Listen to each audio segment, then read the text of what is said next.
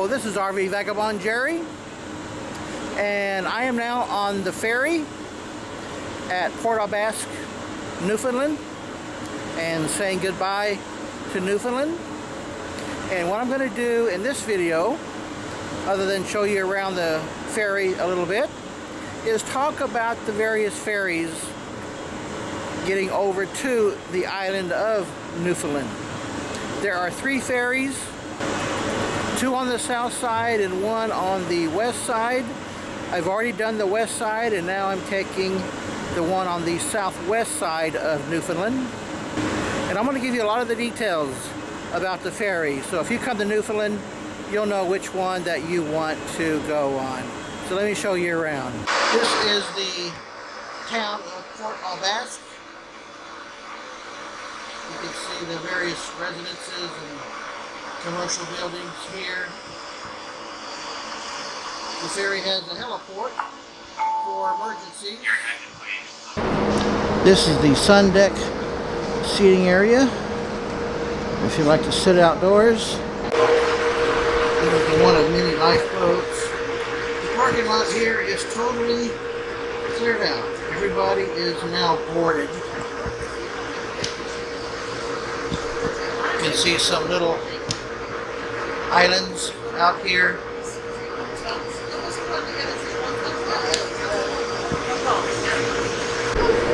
When I booked my ferry, I found that the ferries for that day and the next day were full of cars. You can always get more people on, but sometimes they fill up in their capacity to take vehicles.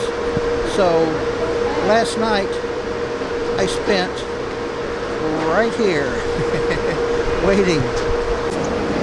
I think it's pretty amazing how many vehicles, including quite a few of the 18-wheeler trucks, that they can get on these ferries.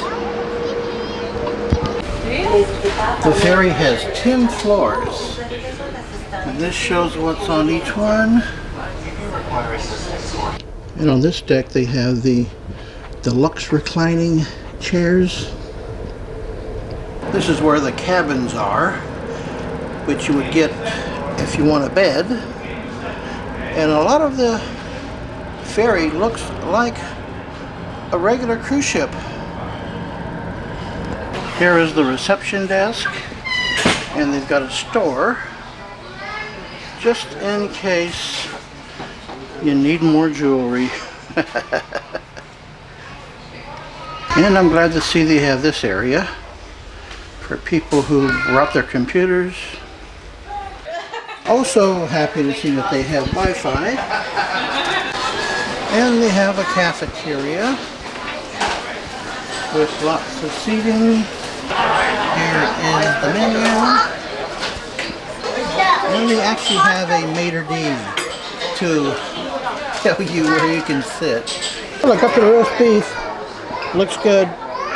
And if that's too fancy for you, they also have this barista coffee house with sandwiches and more light fare. And you can sit here and watch television. 3 different channels. This is the bar with all kinds of alcoholic drinks.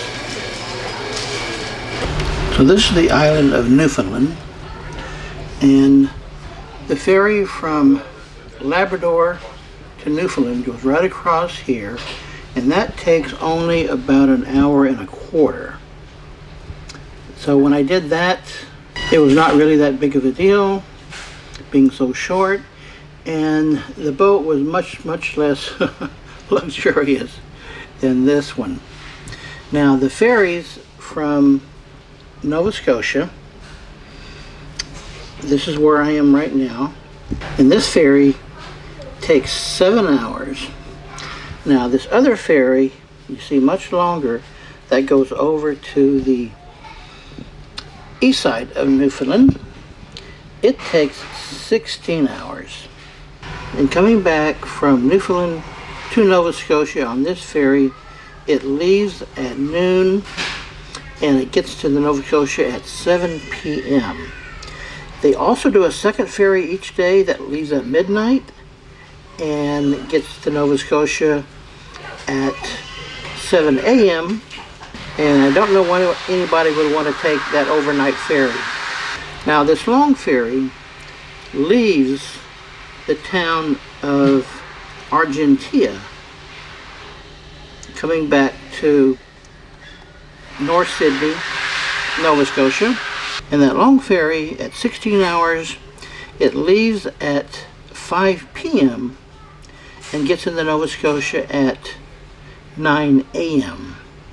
So that has to be an overnight ferry, and they only do that ferry 3 times a week. This one is twice a day, this one is 3 times a week. So since the long ferry has to be an overnighter, then unless you're accustomed to sleeping sitting up or laying in a lounge chair, then you're going to want to get a room. But when I tried to book it, it said that all the rooms were taken. So I did a lot of debating which one to take, and that factor that there were no rooms available, that's what did it for me. That no, I got to take the short ferry from the West Coast. Now as for the cost, the long ferry is $600. The short ferry is $300. However, since I was in the east side at the time, to drive all the way across Newfoundland to get to the West Coast ferry, that takes all day long. So you got to have time to spend on the road a whole day. And I estimated that it cost me about $300 in fuel to drive my motorhome across there. So that makes the cost about even. However, for the long ferry, to get a room is another $180. So that makes a difference. And I would prefer to take the long ferry if I could get a room. But that was just not possible for the short timeline that I had. Now, if you make your reservation a month or 2 in advance, chances are you're going to be able to get a room. But I tried to do mine just a couple of days in advance, and that was because I didn't know just when I was going to be there, ready to take the ferry. I didn't know just what day until a couple of days before it. And one of the things are you're not allowed to sleep in your vehicle. In fact, once you leave your vehicle, you go up the elevator or the stairs, then they lock the elevator so you can't go back down. They lock the door to the stairs so you cannot go back down. You might get away with just not going up and staying in your motorhome the whole time, but that's kind of risky, because I think the reason why they have that rule that you cannot sleep in your vehicle is because if the ferry were to sink, then you may sleep right through it. The announcements about getting to the lifeboats, you may not hear at all. So I think that's the reason why they do not allow you to be in your car while the ferry is moving. Well, folks, if you have any questions about the ferry, please let me know. That is where you drive on to the ferry, and then this is where you drive underneath into the garage. And I'm surprised to see all these vacant lanes. That's how much more vehicles they could actually get on here. And look at these trailers just sitting there without a cab. So that's kind of surprising. So you can't get to the rear of the ship, and there's really nothing out here to see except the water trails. The bar is right at the front of the ship, and here you can see this is where you drive your vehicle off. Well, folks, let me know if you have any questions about the ferry. Good day.